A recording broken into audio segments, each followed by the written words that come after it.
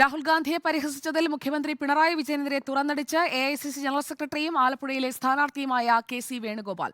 മോദിയെ സുഖിപ്പിക്കുകയാണ് മുഖ്യമന്ത്രി. പിണറായിക്ക് മോദി സ്നേഹവും ഭയവുമാണ്.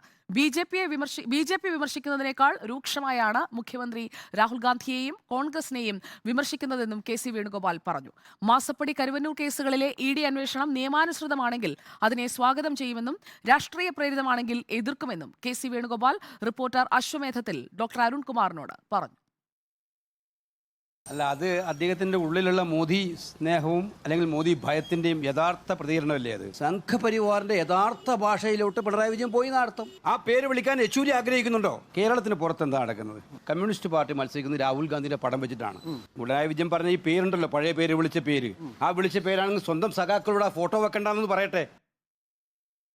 മുഖ്യമന്ത്രി കസവ് കെട്ടിയ പേടിത്തൊണ്ടനാണെന്ന് പ്രതിപക്ഷ നേതാവ് വി.ഡി. സതീശൻ വിമർശിച്ചു.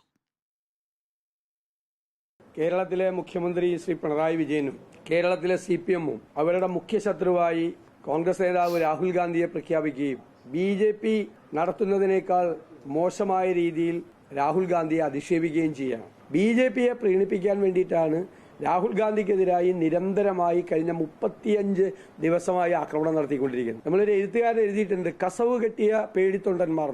മുഖ്യമന്ത്രിക്ക് ചേരുന്ന ഏറ്റവും നല്ല പദം കസവ് കെട്ടിയ പേടിത്തൊണ്ടൻ എന്നാണ്. മോഡിയെ വിമർശിക്കാത്ത, BJPയെ വിമർശിക്കാത്ത ഏക CPM നേതാവ് ശ്രീ പിണറായി വിജയനായിരുന്നു. അദ്ദേഹം ഭയത്തിലാണ്, ഭയമാണ് അദ്ദേഹത്തെ ഭരിക്കുന്നത്. അദ്ദേഹം BJPയെ ഭയന്നാണ് ഭരിക്കുന്നത്. വിദേശത്തു നിന്ന് ഇറക്കിയ പാൽപ്പൊടി കുടിച്ചു വളർന്ന നേതാവല്ല പിണറായി എന്നായിരുന്നു LDF കൺവീനർ E.P. ജയരാജന്റെ മറുപടി. പിണറായി വിജയൻ അടിയന്തരാവസ്ഥയുടെ കാലഘട്ടം മുഴുവൻ ജയിലിലായിരുന്നു. ഒട്ടനവധി തീവ്രമായ അനുഭവങ്ങളിലൂടെ വളർന്നു വന്നതാണ്. നല്ല സ്വർണ്ണക്കരണ്ടിയിൽ പാല് കുടിച്ച് വളർന്നതല്ല. വിദേശ രാജ്യങ്ങൾ ഇറക്കുമതി ചെയ്തിരുന്ന പാൽപ്പൊടിപ്പാൽ കുടിച്ച് വളർന്നതല്ല.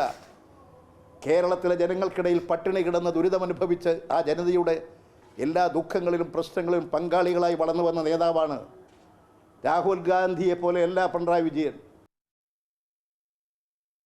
ആർ ശ്രീജിത്ത് വിശകലനവുമായി നമുക്കൊപ്പം. ആർ ശ്രീജിത്ത്, നേതാക്കൾ തുറന്നടിക്കുകയാണ് അങ്ങോട്ടും ഇങ്ങോട്ടും. മുഖ്യമന്ത്രിയും ഒട്ടും വിട്ടുകൊടുക്കുന്നില്ല.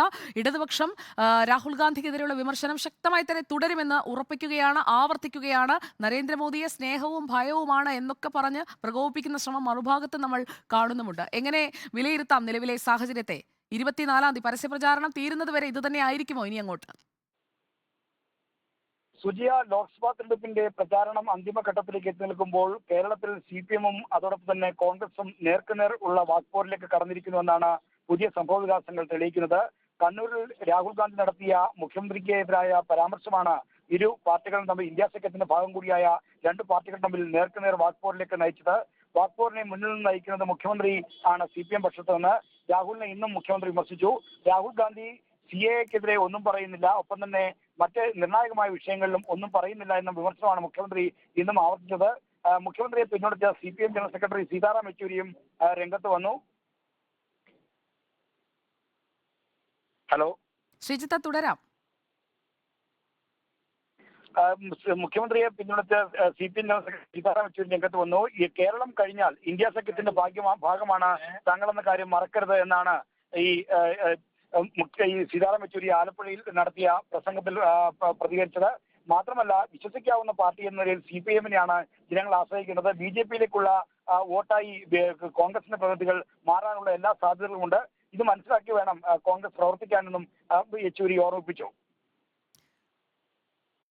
ഓക്കെ, ആർ ശ്രീജിത്താണ് വിവരങ്ങൾ നൽകിയത്.